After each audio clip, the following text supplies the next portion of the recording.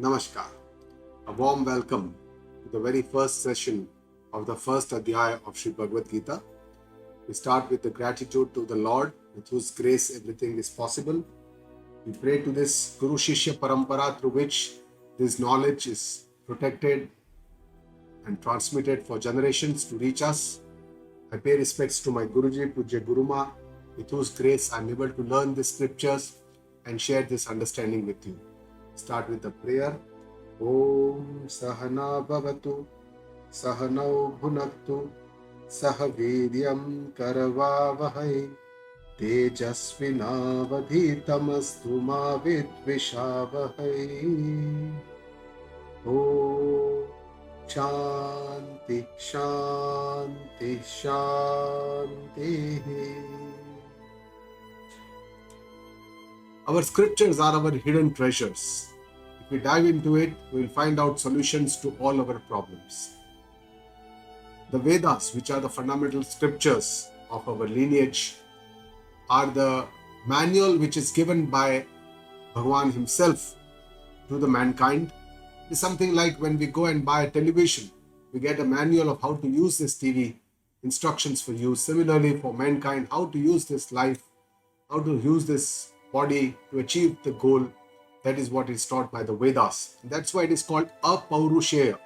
They are called the Shruti. They are there for lineage. They have always been listened and how the knowledge has been transferred. Apaurushaya because it is not written by a human, but it is written by God himself. About 80% of the Vedas consist of Karma Kanda. Karma Kanda is the path of action. What are the Vidhi? What are the Nisheda? What we should do? What we should not do? What is good for us? What is not good for us? What if we do? What results we will get? Karma, Karma Phala. All this is described in the Karma Kanda part, which is the predominant part of the Vedas.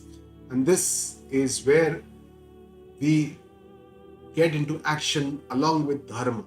So according to Dharma, what should be done? That is being described. Now, Dharma word does not stand for any religion. It stands for the right thing to do. But the final part, almost 15% or 20% of the final part of the Vedas is called Upanishads. And this is the knowledge path, where the knowledge of the Supreme or the Divinity is revealed. And this is also called the Vedanta. And here, the knowledge is the Supreme. That is the only way to connect with the Divine. That is, all the others, Karma, Bhakti, Dhyana, Ashtanga, everything forms the path to this Supreme. And finally, it is this knowledge which forms the union of the One and the Supreme, the knowing that One is the Supreme itself. And Bhagavad Gita is a summary of these Upanishads. And it is the faith that scriptures are the final evidence, because our knowledge is very limited. And that's why what the Veda describes is something that is beyond human comprehension. There are things like all the different lokas, heavens and others. There are things like punya, papa, how do we do good action and we get punya, things about the next janma, punarjanma. There is things about the karma phala theory. These are all the things which are beyond our comprehension, our vision, and that's why that faith, that scriptures are the final evidence, is something which is very important. This human life, according to our scriptures, is very rare and it is invaluable. There are 4 pursuits for all the humans, for the mankind, what we do in our life. And these 4 pursuits are, which are also called the 4 Purusharthas, the Dharma, Artha, Kama and Moksha Purushartha. Out of which the Artha Purushartha is where we spend most of our Artha, and Kama Purushartha is where we spend most of our life. Where Artha means security. And most of us, spend all our needs, our desires, our wants for acquiring our possessions, wealth, which will give us some, security, which will satisfy our ego. And that's why from childhood we do study, and then we, look for a job, do our profession, earn our life, make our family, and we do almost all activities for this kind of security. The second Purushartha is called the Kama Purushartha, or the pleasures, the desires, which actually spring in our mind just to fulfill those desires, for getting some pleasure, for getting happiness. And this may give us sensory pleasures like objects, things, phones, TVs, and things like that. It could be intellectual pleasures like reading, understandings, like we are all understanding Bhagavad Gita, that is an intellectual pleasure we are getting. It could be aesthetic pleasure when we travel, go to different places, enjoy the nature, see the beauty of the nature. All these are aesthetic pleasures. So essentially, all different kinds of pleasures. But our Shastras tell us that both this Dharma and Artha, the Artha and the Kama Purushartha must be done on the Dharma Marga. That means on the righteous path. So I should do what I actually need to do, not just what I want to do because I like to do. So there's a difference between what I need to do and what I like to do. And this is what is called the Dharma Purushartha. So the entire process of all the Karma Kanda is to show us the right way of doing the things. And that is the Dharma Purushartha. But finally, the fourth Purushartha is called the Moksha Purushartha, which is the final pursuit. It is the final Purushartha because very few people are able to go onto this Purushartha or on this pursuit. But it is the final goal for the mankind according to our scriptures, because we all want to always have whatever we want. We want it always, happiness, may it be security, may it be life, may it be anything. We always want to. And that's why we are all worried about death. We have a lot of fear about death, disease, and old age. So, our scriptures tell us that the final solution to all of our problems is only through moksha. And moksha does not mean that then you don't do dharma, artha, and kama. You can still continue doing the dharma, artha, kama, purushartha. But moksha means knowing my real self. And this liberates me completely, because then I know that I am not this insecure person, but I am a secured person, and that's why I don't want to achieve this and the other things to give me security. Then I know that I'm not this unhappy person, so that I don't keep on having wants or desires to become happy, getting things, getting people to make me happy. And I know that I'm not that incomplete person. I'm a complete paripurna person who is happy with one own self. And this is the state where our scriptures want us to reach to. And that is the solution to all of our fundamental problems. It gives us the fundamental solution to all of our problems. The uniqueness of Bhagavad Gita is that it is a simple to understand in comparison to Upanishads and the other scriptures. But at the same time, it also has very deep meanings. Every time we dive into it, we find out some new pearls. We find out hidden meaning from the Bhagavad Gita. And the verses are very sweet, very beautiful. Even if we chant without understanding the meaning also, we feel very peaceful. A lot of people say that they find the solution to all their problems in life through Bhagavad Gita. It is never boring. It is a very friendly dialogue from heart to the heart between two friends who have lived their life together, none other than Shri Krishna and Arjuna. So the first Adhyaya is the main story before the main message is revealed in the second Adhyaya of Sri Bhagavad Gita. And these stories are very common even in the narration of Upanishads. So for example, Kathopanishad, the story of Nachiketa. Other Upanishads also start with a small story which creates enthusiasm among listeners. It arouses curiosity of what is going to come, eagerness, and it keeps interest. And we know who is the deserving candidate for this kind of message. Here, Duryodhana, who is filled with vices, does not get moha or attachment because it does not have a dharma buddhi.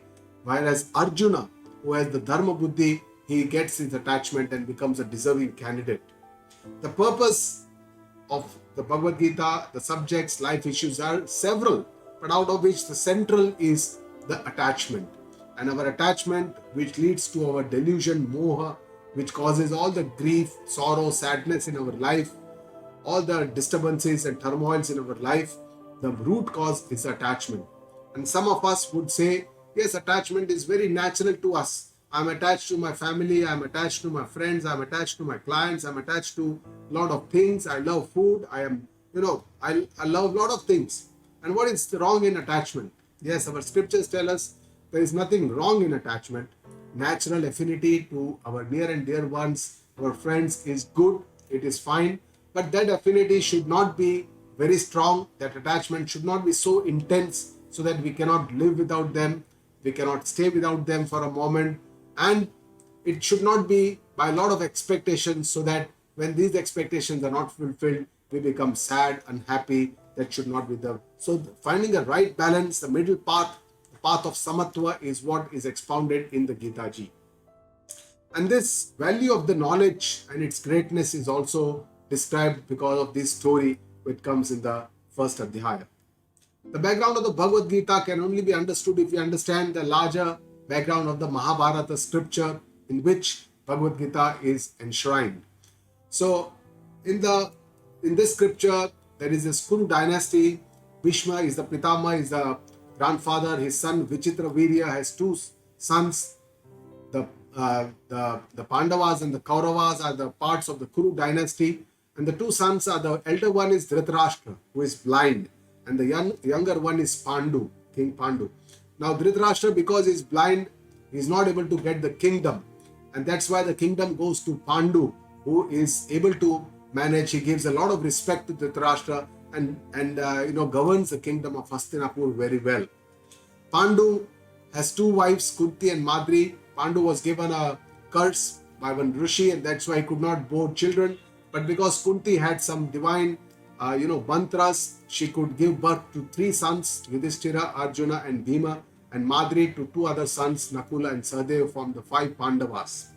Dhritarashtra, along with Gandhari, gave birth to 100 Kauravas. And then when the feud or the feud was arised, then Hastinapur was divided into two kingdoms. One small part, Indraprastha, which was earlier called Khandava Pradesha, was given to the Pandavas, which was a very infertile kind of a land. There was no prosperity over there, and Hastinapur went to Dhritarashtra and Duryodhana. Indraprastha was then made into a very beautiful kingdom. It was very nice kingdom. But then Kauravas, especially Duryodhana, was very jealous of the Pandavas, and that's why they invited the Pandavas to a game of dice. We all know how Shakuni and the wicked people got together and exploited Yudhishthira's weakness, who was considered to be a Dharma Raja.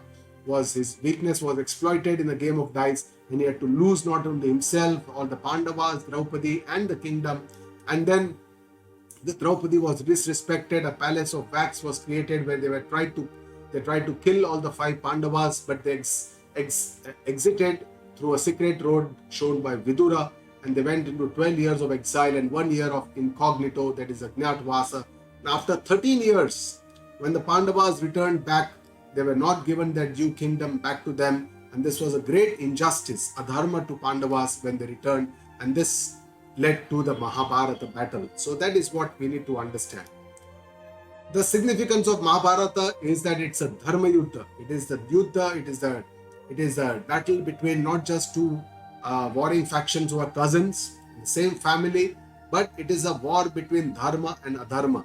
The Pandavas, they signify the Dharma, and Kauravas, who signify the Adharma. And the main message is that one who uses the intellect, takes the side of Dharma, ultimately becomes victorious. And the golden opportunity to improve our life is given in this human life to us. In this body, we can do good actions, good deeds, and accumulate this Dharma, what is also called Punya, and can improve our life and improve our next birth also. The spiritual meaning of Mahabharata is that it is an inner battle which goes on in the mind of everyone. And this is like an allegory which tells us that there are Daivi Sampattis and Asuri Sampattis within us. And there is a constant struggle between the two. Daivi Sampatti are the good values, the moral values. Asuri Sampatti are the vices. Daivi Sampatti is something that I need to do. Asuri Sampatti is something that I want to do, I like to do. And that's why our aim in our life is to harness and increase our Daivi Sampatti and try to dissolve as much as possible, reduce our Asuri Sampatti, make our life more Sattva, Sat, towards which is the Daivi Sampatti, from the Asuri Sampatti, which is the Rajo Guni or Tamo Guni. And all this is given very clearly in the Bhagavad Gita. In the 14th Adhyaya, Bhagavan has described, in the 16th Adhyaya, Bhagavan has described all these Daivi and Asuri Sampatti also. So basically the idea is that Asuri Sampattis make us independent, but this independence is without understanding. This is called Swachandata. I do what I like, I don't do what I don't like. This is without any restraint over myself, I am a slave of my mind. Whatever thoughts come to me, I try to do it. I may get into addictions and other things without thinking what will happen to me.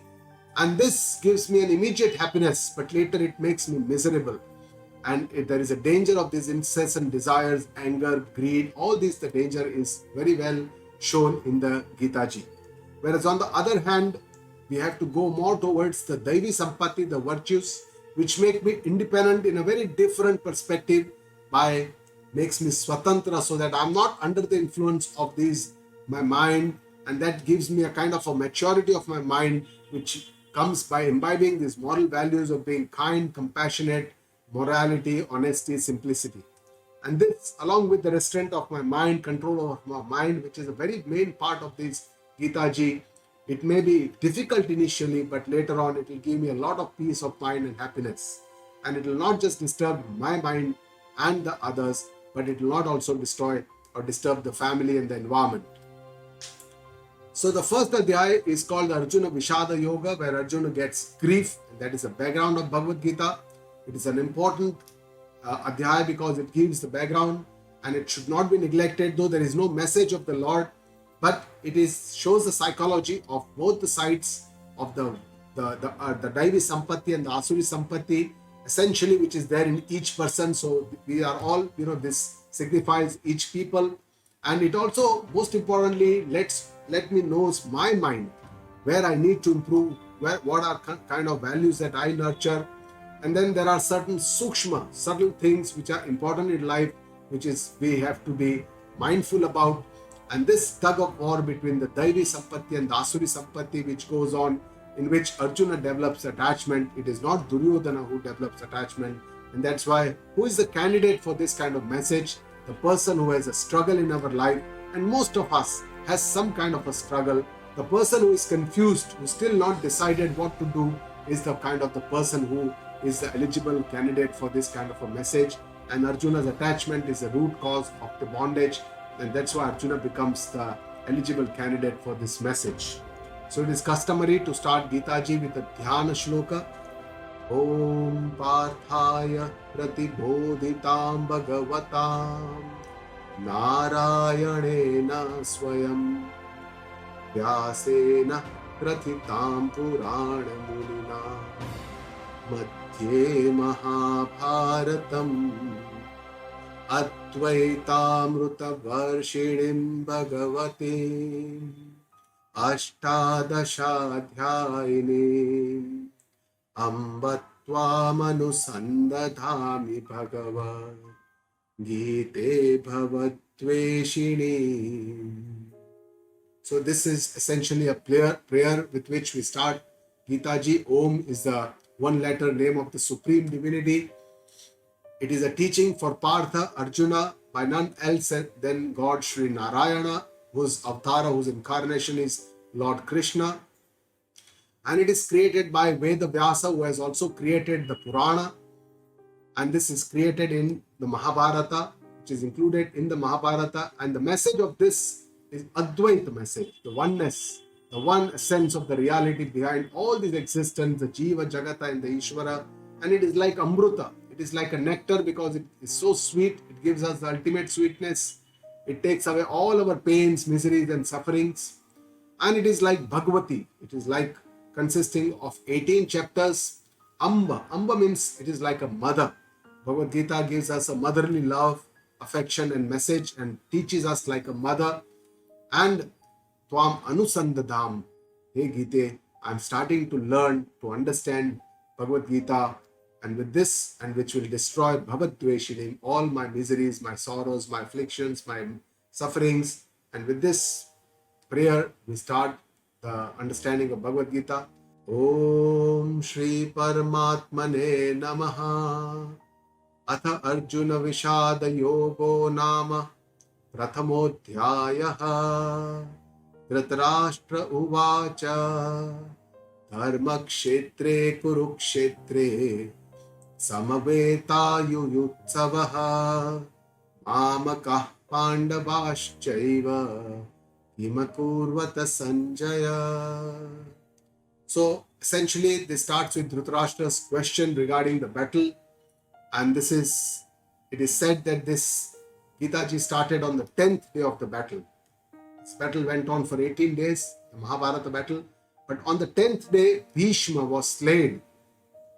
And when this happened, Sanjaya, who was relaying this commentary constantly to Dhritrashtra, he suddenly, when Sanjaya said, and Dhritrashtra suddenly started asking a question, says, "O Sanjaya, Dhritrashtra is the patriarch of the family, the Kuru dynasty, father of the Kauravas, father of Duryodhana, who is the king at the moment and who holds on to power with the moha, with a lot of attachment, not only to his kingdom but also to his children. And he is blind. He's not just blind by eyes, but he's also considered blind by moha, by his attachment. And that's why he's called Mohandha." So Dhritarashtra asks Sanjay, "Oh Sanjay." Sanjay is a person who is gifted with the divine eyes given to him by Veda Vyasa, through which he is able to relay this entirely. See, sitting in the palace of Hastinapur, he is able to see what is happening on the Kurukshetra battlefield. He's seeing the Mahabharata war. So it is called Dharma Kshetra. Dharma Kshetra because this Mahabharata battle is for Dharma. It is for Dharma, and this Kshetra, the Mahabharata war, when it is a lot of yogis have done penance, and that's why it is called Dharma Kshetra. Kurukshetra is the battlefield of Mahabharata. It is a place like a pilgrimage because Geetaji message was for the first time it was given to Arjuna by none other than Lord Krishna. On this place, Samaveta Yuyutsavaha. All these people, warriors who have gathered for the purpose of battle, for the purpose of war. So Dhritarashtra asks Sanjaya, "Mamaka cha Pandava kim purvata." What did Mamaka means my, and Pandava means Pandu's son. What are they doing? What did they do? And this itself shows that there is a Bheda Buddhi, there is a differences. He thinks my sons are different and Pandu's sons are different. Naturally they are different, but this shows the attachment and the Bheda Buddhi of Dhritarashtra. Sanjaya uvacha drashtva tu pandavanikam Vyudham Duryodhanastada Acharyam upasangamya Raja vachanam abravi. So Sanjay starts speaking. He's very calm, he's very composed, he's under control. And he says, Duryodhan is now going to Dronacharya and starting to speak something. Tada Duryodhana drashtva tu pandavanikam vyudam. And Duryodhana seeing the Pandava army in Vyuda. Vyuda is a military formation. So he's seeing that Pandava army is formed in a military formation. He goes Acharyam Upasangamya. He goes close to Acharya. Acharya, Duryodhana's teacher, is Dronacharya. And Raja, Duryodhana is not actually the king, but he's called by Sanjay as the king because he behaves like a king. King is Dhritrashtra here at the moment. And Raja Vajana Abravit, he starts speaking these words.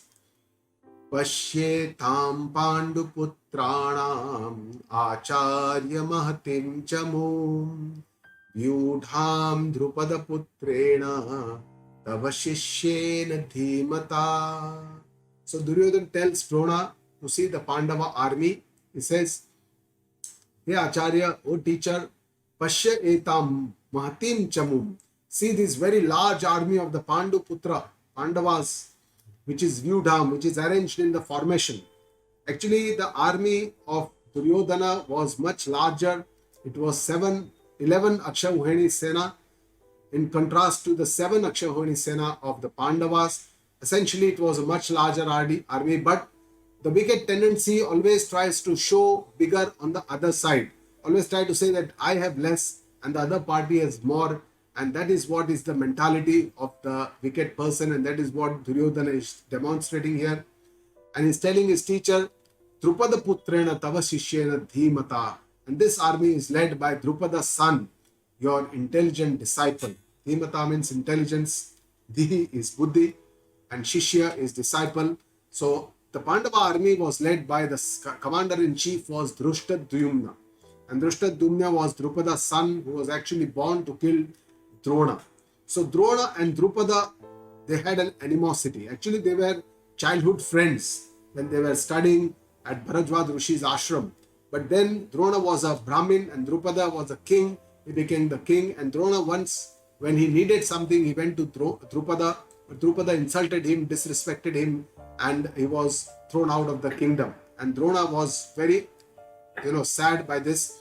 And then he went to Hastinapur. He became the teacher of the Pandavas and the Kauravas. And then when it came to taking Dakshina from the Pandavas, he asked that why don't you get imprisonment of Drupada? He asked Arjuna to get Drupada imprisoned and get him to Drona. So that's how Drupada was called, and then he had to give his half a kingdom. And that's why Drupada was very annoyed, and he did a big yagna to have a son who will kill Drona. And that is how Drushtadumna was born. From the same yagna, Draupadi was born. And that's why one of the names of Draupadi is Yagna Sanya. So this is how Kaurava, Duryodhana here is pressing the right button of telling Drona that Drupada, your enemy's son, is standing. One who is your enemy is standing because he wants to ignite or pressurize Drona to fight in this war. So in the next 3 shlokas, Duryodhana is showing the main warriors of the Pandava army to Drona.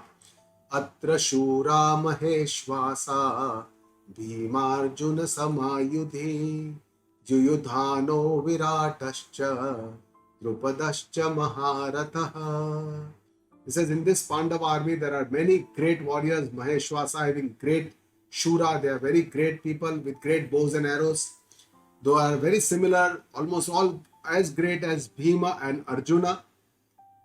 Like Satyaki, Duryodhana, Virata, King Virata, Drupada, King Drupada, and many other great warriors. Drushtaketushche Kitanaha, Kashirajascha Viryavan, Purujit Kunti Bhojascha, Shaibyascha Narapungavaha. So, is continuing the description of the Pandava army. He's saying there are Drishtaketu, the son of Shishupala, Chekitana, who is from the Yadav dynasty, Kashiraja, the king of Kashi, who is also a great warrior, Purujit and Kunti Bhoja, both brother of Kunti and the aunt of Pandavas, Shaibya, King Shaibya, who is the father-in-law of Yudhishthira, father of Devika, and Narapungava. All these are the part of Pandava Sena. Is continuing. Yudha Manyuscha Vikranta Uttamaujascha Viryavan Saubhadro Draupadeyascha Sarva Eva Maharathaha. He says there is Yudhamanyu and Vikranta, the king of Panchal Desha, the brave Uttamamoja, who is protecting the wheels of the Arjun's chariot, Saubhadra, that is Subhadra's son Abhimanyu, and Draupadi's 5 sons, who did not die in the Mahabharata battle, but were craftily killed by Ashwathama in the midst of the night by crafty means. Sarva Eva Maharatha. Maharatha means a warrior who can fight 10,000 men, and all these great warriors were there in the Pandava Sena. Now Duryodhana is also showing warriors of his own army to Drona. He says, Asmakam tu Vishishtatye Tanniboda Dvijottama Nayaka Mama Sainyasya Sangnyatham Tan Bravimite. He says, oh great Brahmin, oh Dvijottama, but here he wants Drona to become a warrior and fight maximum so that they can win the war. He says, Asmakam tu Vishishtaya. In our own army, I am also going to show you all the great warriors. Tan Nimoda. You also know them, as if Drona does not know them. He says, Nayaka Mama Sainyasya, all the leaders of my army, Sangnyatham, for your information, Tan Bravimite, I am going to tell you. Drona already knows, and this shows that Duryodhana is disrespecting his teacher, and this is also not a wise quality. It is a vice to disrespect a teacher. And then he is now giving the names of the leaders of his own army, Duryodhana. Bhavan Bhishmascha Karnascha Rupascha Samitinjayaha Ashwathama Vikarnascha Saumadattis Tathaivacha. He says Bhavan. Bhavan means you. Bhishma, Karna and Krupacharya. He says, and also Ashwathama, who is Drona's son. Drona is very attached to him. Vikarna, who is brother of Duryodhana, but is a great person because he is the Dharma. Yuddha person is full of Dharma. I am Somdatta's son, Bhurishrava, who is very expert in the elephant warfare. So essentially, he just summarizes his own army and shows less of his army that is also considered to be a Asuri Vritti. Anye cha bahava shura madarthe tyakta jivitaha nana shastra praharanaha sarve yuddha visharadaha. Apart from them, he says there are many great warriors in our army. All of them have given up their life, madarthe, for my sake, for me, tyakta jivitaha, they have given up their life. This also shows the pride and the selfishness that Duryodhana has. He says, Nana Shastra Praharana. They are all having different types of weapons. Shastra, Astra, and Prahara are the different types of weapons. Shastra means something that we keep in the hand and then wield, something like a sword, a dagger. Astra is something that we hurl and then we, it's like a bow and arrow, something like that. All these are Astra, missiles of today. Prahara. Prahara is essentially one where you do a prahara, which is a very heavy object, and with this you do a deep prahara, something like a mace or a gada is called a prahara. And they are all sarve yuddha visharada. They are all expert in the warfare. That is what Duryodhana says. In our army also there are all the experts. And then he says, compares the two armies out of fear and shows his overconfidence by showing that our army is superior, has unlimited potential. And this shows the ego of Duryodhana. Aparyaptam tadasmakam balam bhishmabhirakshitam paryaptam tvidabetesham balam bhimabhirakshitam. He says our aparyaptam, our unlimited army is guarded by Bhishma, whereas idam, theirs, paryaptam, their limited army is guarded by Bhima, who is also very powerful. And then he says, Duryodhana tells his entire army to protect Bhishma from all sides. Ayaneshu cha sarveshu yatha bhagam avasthitaha Bhishma meva bhirakshantu avantah sarva evahi. He says in all these formations of the groups, wherever you all are, he is telling all his army, Duryodhana is telling that you all protect Bhishma Pitama from all the sides, because Bhishma is the most fearsome warrior.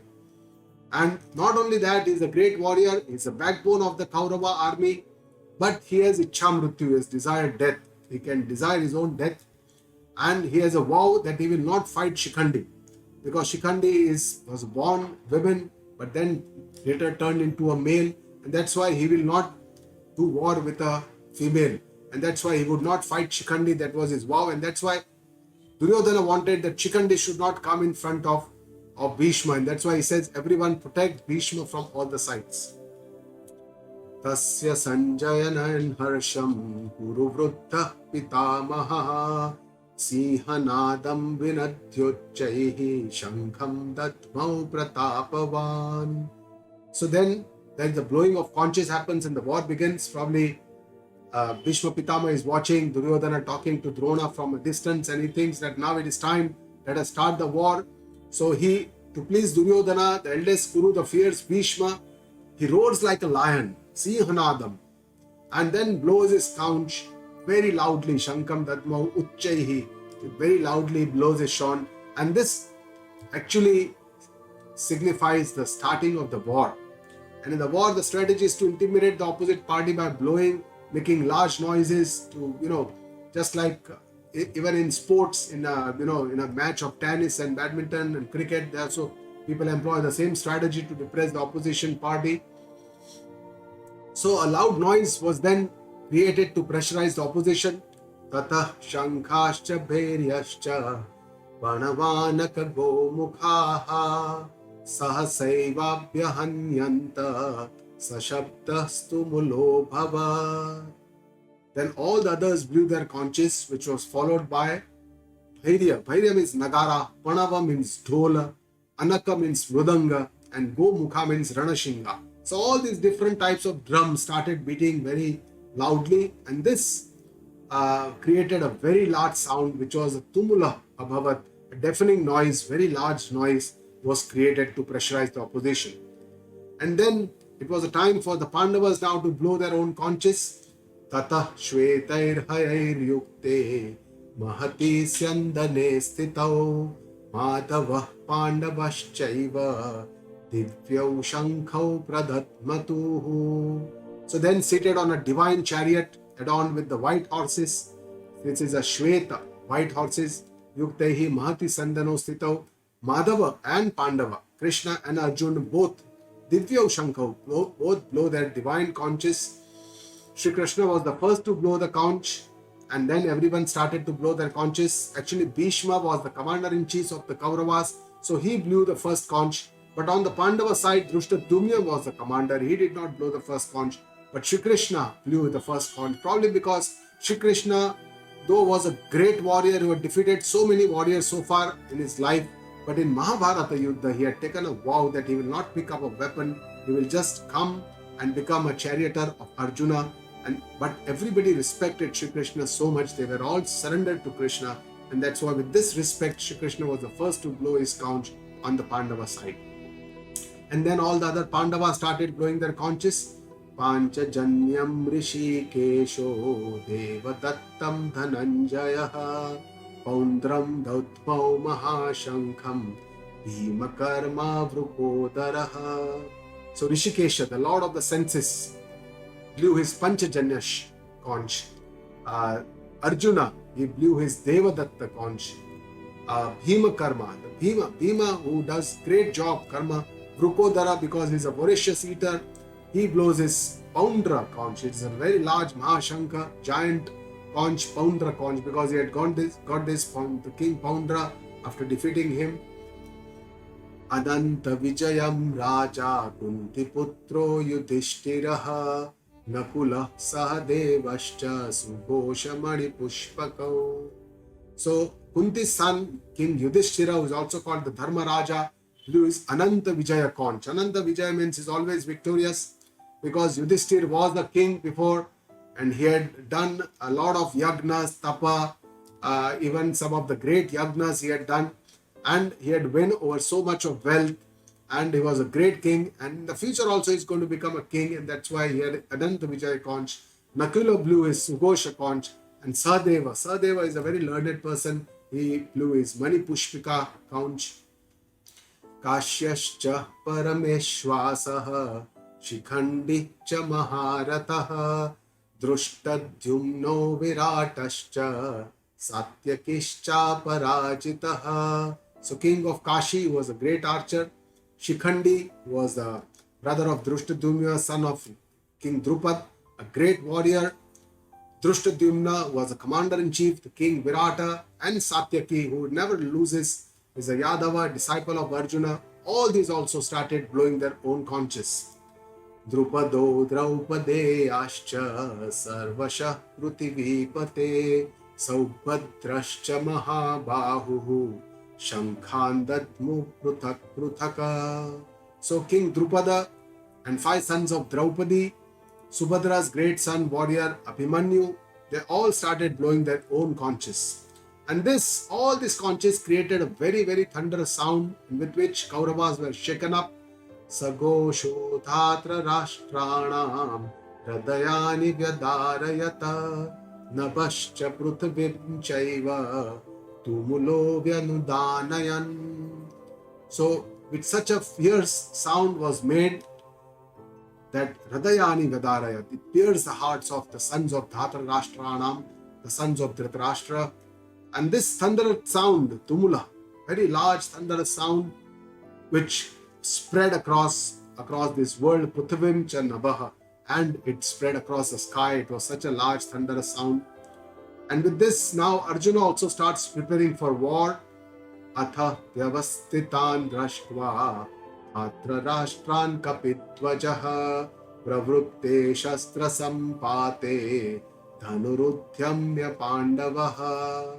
Artha means there is a change of topic now. The war has already started. All the conches have been blown. Everything has been done. Now there is the change of the topic happens. A very pious moment comes when now the moment of reckoning has come, where there will be complete shift on the temperament will happen on the side of Arjuna, and this will then compel Shri Krishna to give a life message to Arjuna, through Arjuna to the entire humanity. This message will be given. So Kapidwaja, Arjuna. Kapidwaja means that on his chariot sits Hanuman. And that's why one of the names of Arjuna is Kapidwaja. It is said that Hanuman was sitting on the flag of Arjuna when Bhagavad Gita was recited, and Hanuman was the person who actually listened to the entire Geetaji along with Arjuna as the first message. And then at the end, when he came down, Shri Krishna was surprised and he says, "Oh Hanuman, how come you are here?" And Hanuman says, "I listened to the entire message of you, Lord."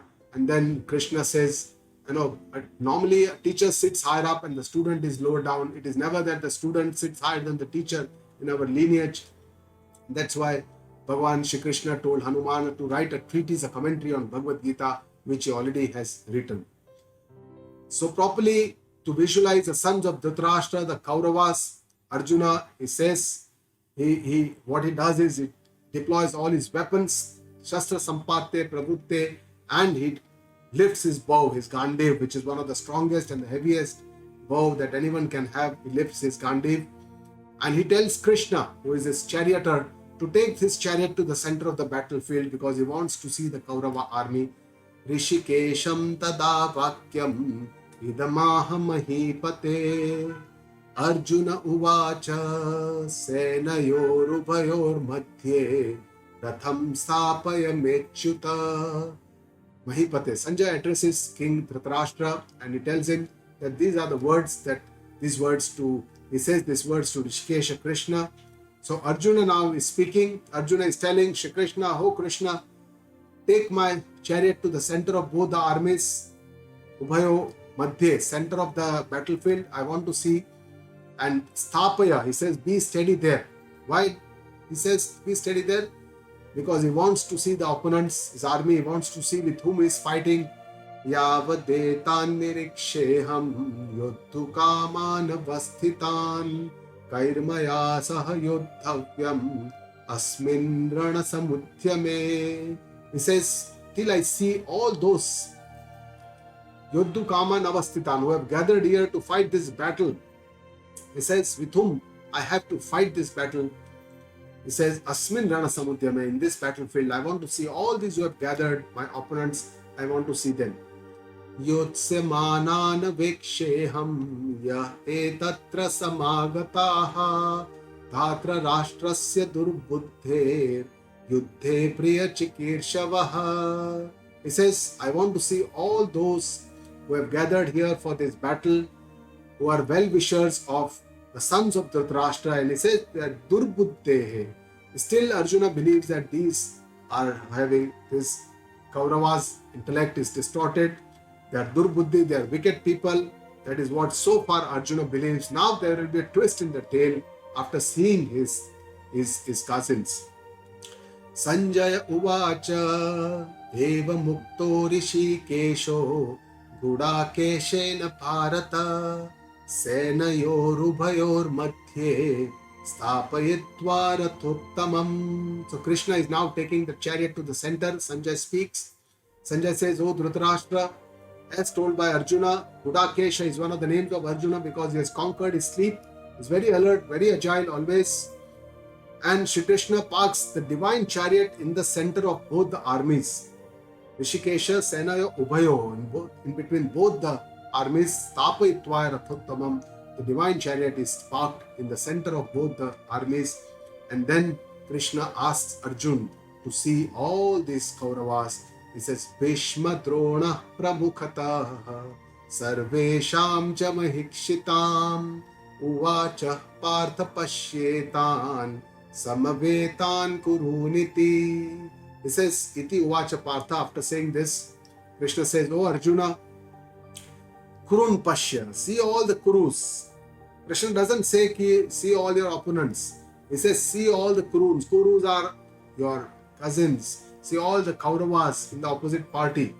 And those Samavetan Netan, those who all have come in the front you see Bhishma, Drona and all the kings who are leading this from the front.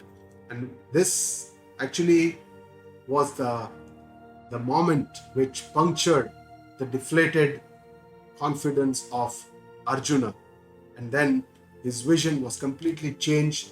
This was because of the raga drashti, the attachment. His intellect is completely lost. He is not able to see what is the right thing to do, what is not the right thing to do. His dharma, adharma, vivek is lost. And then he sees something which is very different. He describes his own condition, and then he develops grief, which is the next part of the session that we'll see in the second session. With this, we come to the end of the first session. To summarize the first session, from the first 10-11 shlokas, Duryodhana is describing both the armies, initially the Pandava army and the Kaurava army. It tells us an insight into what is going on in the mind of Duryodhana, what are his vices. And then both the armies blew their conches, which actually signifies the beginning of the war. A lot of noise, thunderous sound is created. And then Arjuna is getting ready for the war. He wants to see the Kaurava army, leads, or he actually orders Shri Krishna to take the chariot to the center of the battlefield. Here, Shri Krishna, though, is Bhagwan, incarnation of the Lord, but here in the field, he is the charioteer, he is the Sarathi, and Rathi is the Arjuna. So Rathi has all the rights to give this kind of order to the Sarathi. And then Arjuna sees his Kauravas, his cousins. He develops Vishada, Shok, attachment, leading to despair, which we will see in the next session of this Adhyaya. Guru Brahma, Guru Vishnu, Guru Devo Maheshwara, Guru Sakshat Para Brahma, Tasmai Shri Guruve Namaha. Om Purnamada Purnamidam Purnat Purnamudachyate Purnasya Purnamadaya Purnameva Vashishyate. Om Shanti Shanti Shanti.